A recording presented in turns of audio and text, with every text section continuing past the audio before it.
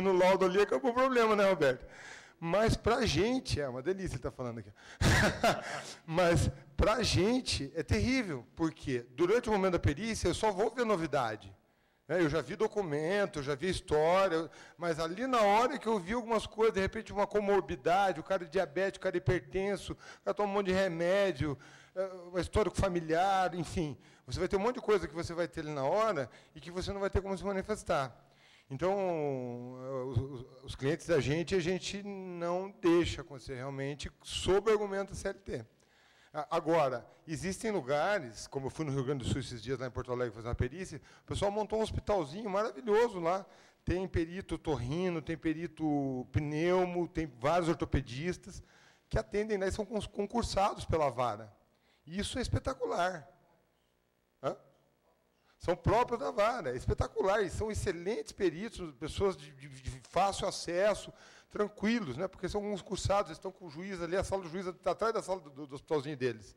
Né? Só que você não tem que dar laudo e se manifestar na hora, simplesmente a perícia é feita na vara. Aí tudo bem. Ah, desculpa.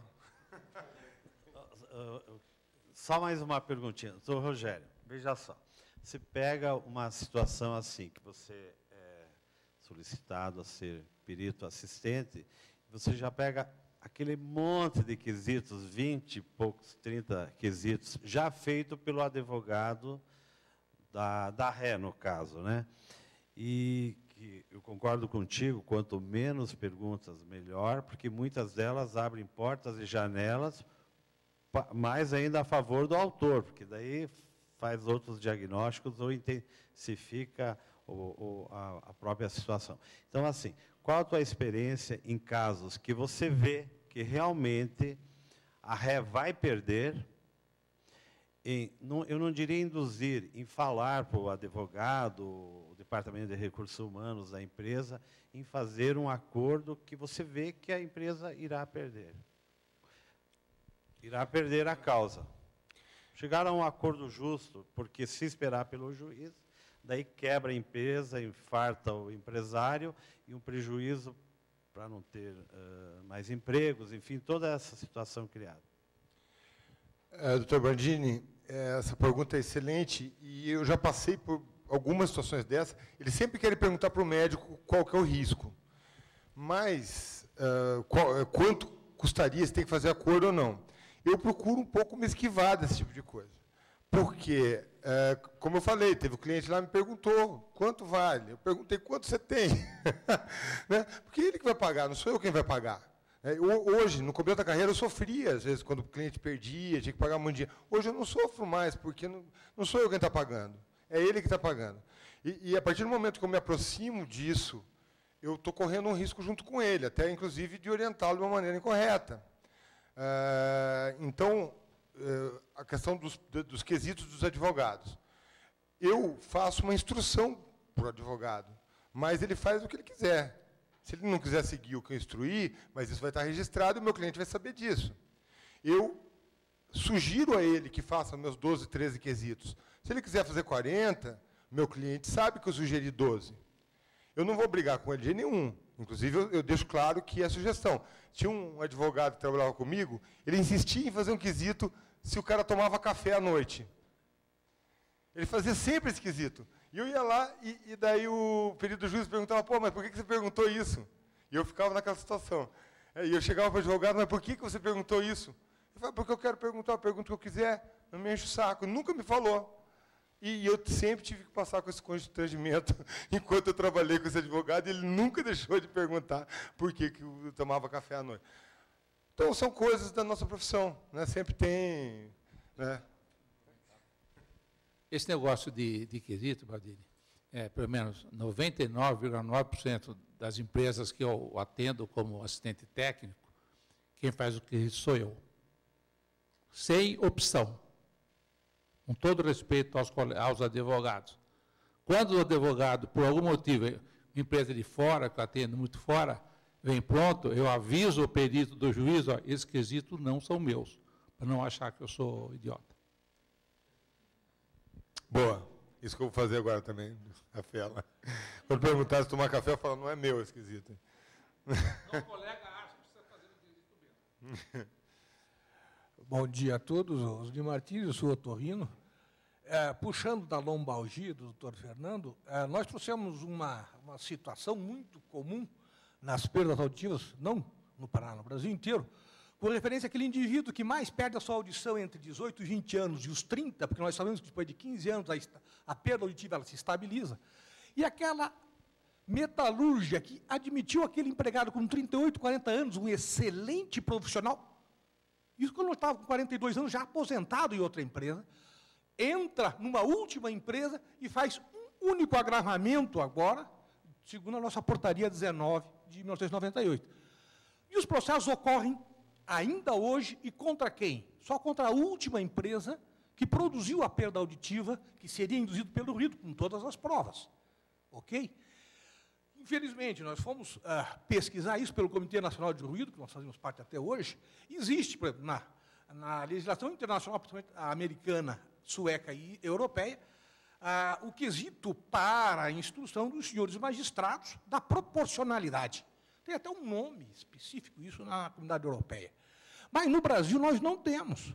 O Rio Grande do Sul tentaram alguns juízes colocar isso em pauta, onde seria feita a proporcionalidade. O que imperou? Imperou a decisão do juiz primeiro. Ele pode adotar a conduta que ele quiser. Ainda são semideuses ou quando não se julgam deuses. O que acontece? Ainda está sendo penalizada a última empresa. Alguns juízes mais conscientes levam em conta que ele realmente não perdeu toda a qualidade da sua audição na última empresa. E penalizam essa empresa, então, vamos dizer, entre aspas, com um custo menor. O ideal não seria isso. O ideal seria, como ocorre nos Estados Unidos, onde o juízo chama ao processo as empresas anteriores. E cada uma, onde ele trabalhou, aquele empregado, vai ter que provar, cada empresa, que fez audiometria e que não trouxe prejuízo auditivo àquele trabalhador. Então, é a chamada proporcionalidade, mas que no Brasil nós não temos legislação específica.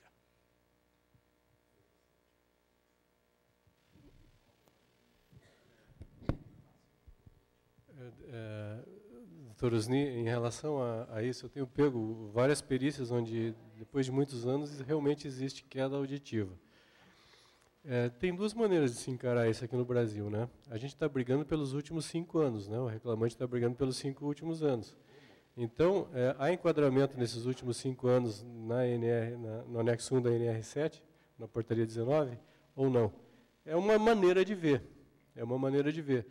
E se nessa última empresa, se ele entrou nos últimos 3 anos e houve uma perda de 5 a 10, segue o preceituado na portaria 19, de 3, 4 e 6, a perda acima de 10 decibéis, então ainda continua sendo mais fácil, né? É bastante complicado mesmo, porque depende muito da decisão do juiz, mas, considerando a perda auditiva um acidente de trabalho, não se respeita mais os 5, não se respeitam os 5 anos.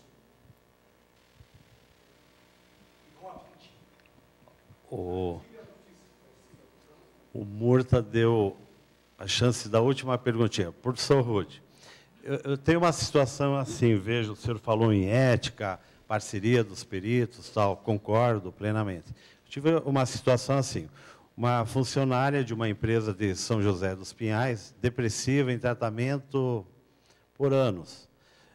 Reintegramos ela, retornou ao trabalho, e ela pediu a sua conta, muito bem. Gerou um processo, uma reclamatória trabalhista com perdas e danos.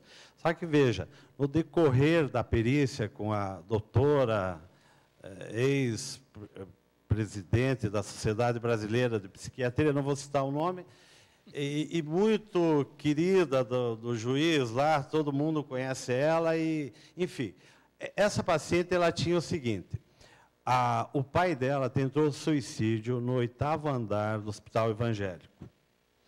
A mãe dela já era depressiva. Mataram o irmão dela por engano. E, no final, a empresa saiu como refém, baseado na perícia de 40 minutos dessa doutora. Eu entrei com quesitos complementares, tentamos impugnar, inclusive, era uma cópia de outras perícias, isso que já foi citado aí, e no meio da perícia ela citou o nome de uma outra reclamante, com assédio sexual, que não era o caso aqui. Então, eu queria, perante isso, dizer também, as impugnações que o senhor tem visto de profissional não habilitado, porque muitas vezes os advogados alegam o seguinte, ele não é ortopedista, como é que esse médico do trabalho pode ser o perito do juiz ou o perito ou assistente? É quase complicado isso, mas vamos lá. Primeiro, acho que eu tenho umas coisas em mente. Quer dizer, tem algumas atividades empresariais que eu não atendo, eu, pessoalmente. Eu não atendo o banco. Não atendo o banco, tá? Como assistente técnico. Não atendo banco nenhum por opção. Quem sabe como é que as coisas são dentro de bancos, né? Eu acho que cabe ao perito, primeiro, o perito do juízo é profissional de confiança dele. Não tem que ser necessariamente especialista. É a confiança do doutor juiz. Pronto, não cabe se ele é psiquiatra, nesse caso, ou se ele é ortopedista ou pediatra, seja lá o que for, é a pessoa de confiança do juízo, ponto. O perito assistente da empresa e o perito do autor também são pessoas de confiança das partes. Não tem necessariamente que ser especialista. Se ele for especialista, tudo bem, mas são pessoas que você escolhe. Cada um escolhe o seu lado. Tá? Eu tenho feito algumas assistências técnicas em perícias psiquiátricas. Eu acho que o diagnóstico, né, é do psiquiatra. A relação com o trabalho, a gente pode discutir.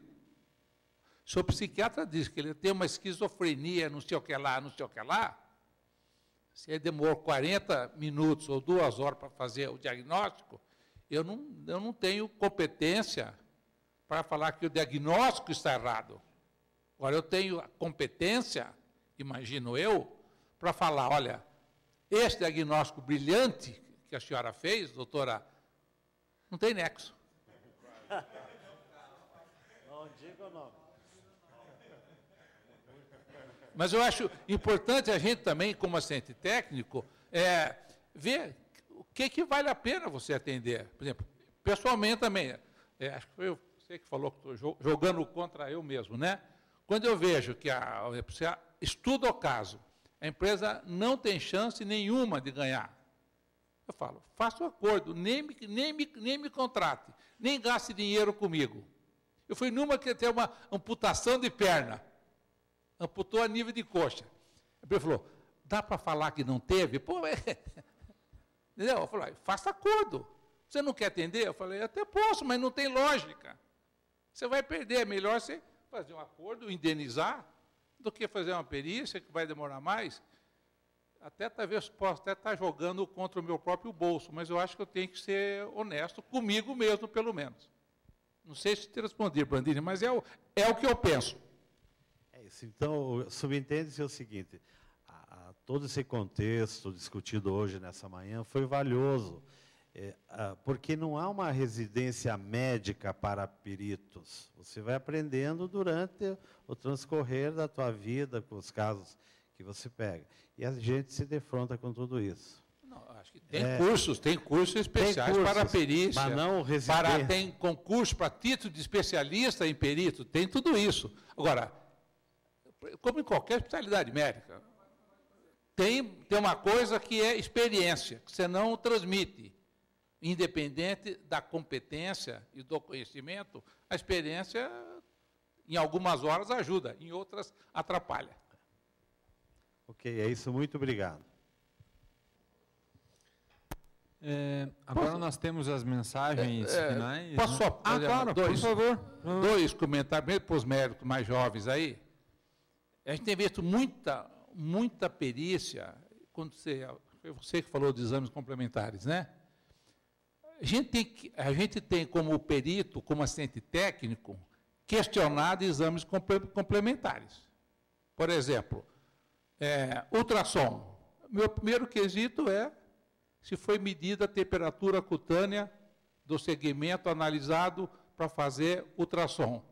Se o ultrassonografista não mediu a temperatura, eu peço para o juiz impugnar o exame. Ponto. Isso é dado científico, nós não podemos ir contra a ciência. Ultrassom de ombro não tem valor científico. Não sei por que os ortopedistas pedem ultrassom de ombro. Não serve para nada, em termos periciais. O mundo inteiro diz, as sociedades ortopédicas do mundo inteiro dizem que ultrassom para ombro não é fidedigno. Então, por que se baseia nisso em laudos periciais? Então, acho que tem algumas coisas que talvez a própria PANTE possa desenvolver algumas coisas nesse sentido, de mostrar, olha, pessoal, exame complementar, como o nome diz, é complementar. Não adianta jogar isso no laudo, que a gente, como cientécnico, eu peço para o juiz impugnar, porque não tem valor científico. É importante estar atento a essas coisas. Muito obrigado, doutor Guilherme. Nós é que agradecemos. Vamos encerrar, então, o evento, agradecendo a presença de todos. Vamos também entregar os certificados do doutor Feitosa, do doutor Rude e do doutor Rogério. Então, agradecemos muito a presença do doutor Feitosa. Muito obrigado. Eu acho que... Fotos eu acho que pode ser no final. Doutor Rude, muito obrigado. Eu que agradeço. Doutor Rogério, muito obrigado. A gente vai proceder ao sorteio, mas antes tem as mensagens da diretoria. Obrigado. Quero agradecer aqui em nome de toda a diretoria, né, aos palestrantes, que compartilharam suas experiências de longos anos de exercício, e que foi muito ilustrativo para todos. Tenho certeza que todo mundo sai com uma bagagem aqui bem mais rechonchuda para poder dar exercício, né, às atividades de perícia. Aos participantes que estão aqui, muito obrigado por estarem deixarem de estar com as suas famílias, exceto o doutor Rogério, que trouxe a família junto, né, mas os outros deixaram de estar com a família, muito obrigado, né, e isso é muito importante. Aos associados, médicos do trabalho, que estão aqui em geral, de todas as áreas, os médicos da pós-graduação de medicina do trabalho, obrigado por estarem aqui, se especializando cada vez mais, para estarem exercendo com mais vigor a medicina do trabalho ao encerrar o curso de pós-graduação. E a todos os outros profissionais. A diretoria pela organização, né, os organizadores, a Kátia do FPR, que substituiu a Fran, que não poderia estar aqui conosco hoje, o Fábio da MP e a Bruna, da nossa assessoria médica, a Intep, nossa parceira do site, empresa parceira que nos patrocinou Coffee Break hoje, então estava bem gostoso, valeu, né? De recados aí nós temos a importância dessa reunião científica, né? Mais uma reunião que essa é a 4ª reunião científica do ano, estou certo? Ou terceira? Quarta reunião científica do ano.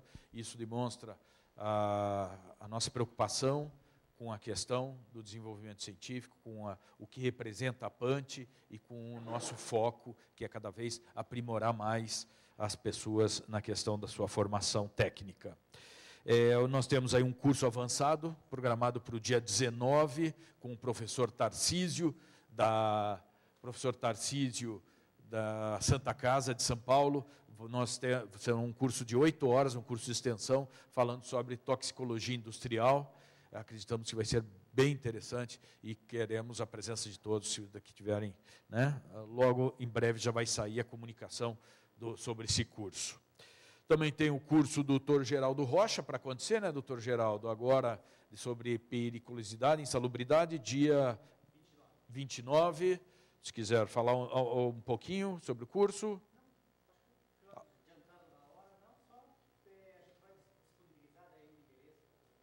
Ok. Vai ser aonde? Vai ser na face A, na vida que de frente ao SBC. Ok. Beleza. Doutor Geraldo também faz perícias, é médico do trabalho, tem a Arauclean, né? E o doutor Geraldo participa do corpo docente do nosso curso de pós-graduação e também no nosso curso de atualização em medicina do trabalho, né? Também temos o curso avançado da área de saúde hospitalar para o dia 20/10, né, doutor Rude? Como é que vai ser esse curso? Já está, é 20/10, é isso, né, a data? Vai ser o lançamento do livro, ok. E nisso nós vamos fazer um evento. Ok. Beleza? O livro é? Gestão do risco na movimentação de faceites. Ok.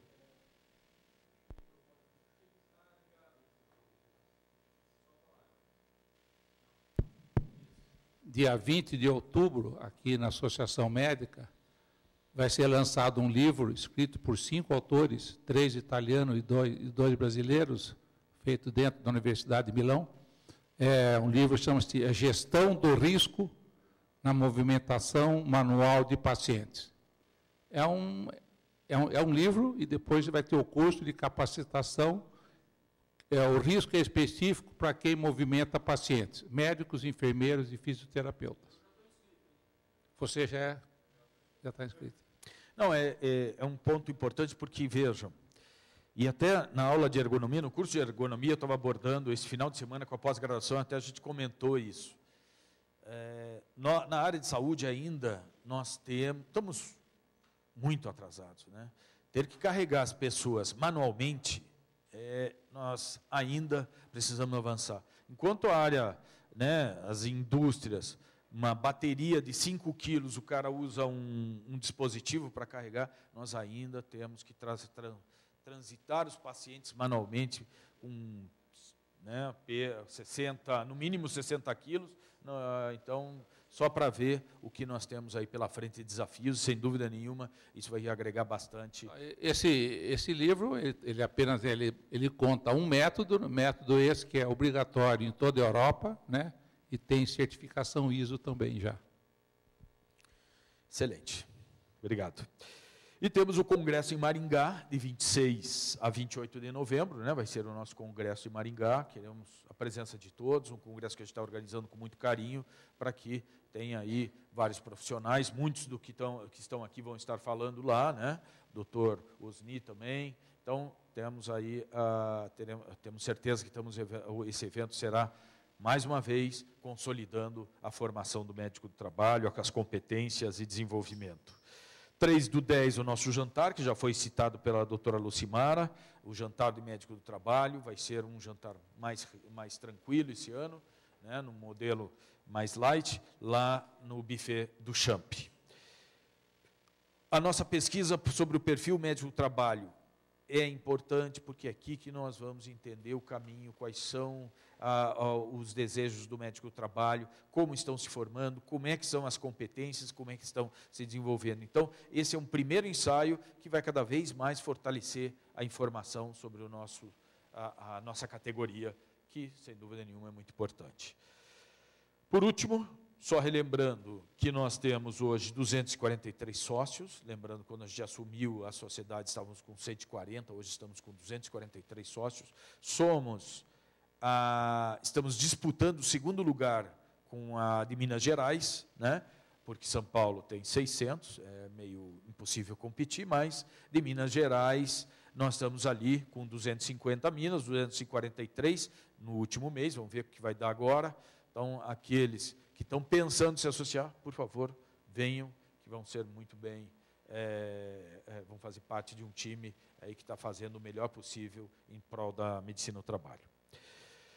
Vamos para o sorteio, obrigado mais uma vez pela presença de todos. Eu vou pedir a Lucimar ia me trazer está aqui? Então vamos fazer já. Robertão, sorteia alguém aí. Vamos ver quem que é. Não, aí...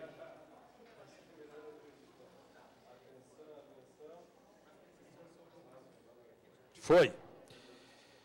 Não acredito. O cara é muito sortudo, meu.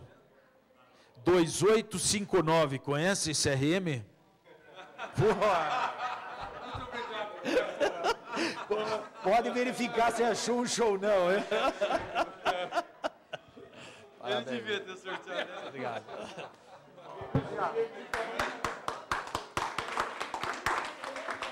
Obrigado pela presença mais uma vez.